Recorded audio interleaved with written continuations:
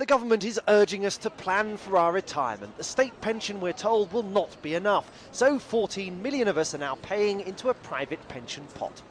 Last month, Britain's final salary pension schemes were overflowing with £9 billion of surplus cash. 1 week of upheaval on the stock market has turned all of that into a £21 billion deficit.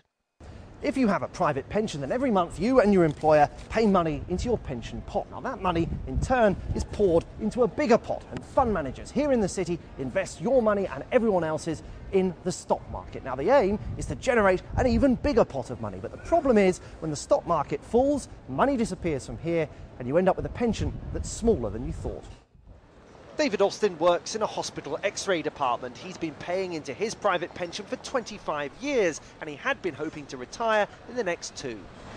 I'll wait and see what happens.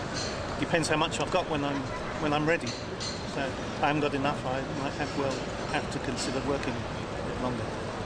If this is a mere blip in the stock market, then pension funds will soon begin to fill up again.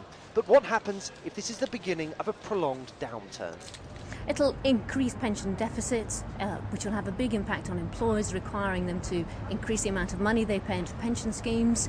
And this will lead, I think, to many employers now who have private company pension schemes deciding they're going to close those pension schemes. They simply don't want to be exposed to this liability and this volatility. As well as pensions, a stock market fall can affect the cost of new mortgages. The turbulence of the last week hasn't been felt on the high street yet, but if it continues, mortgages too are likely to become more expensive. When it comes to a private pension, the advice is don't be put off. They're a long-term investment and often a good way of saving for the future.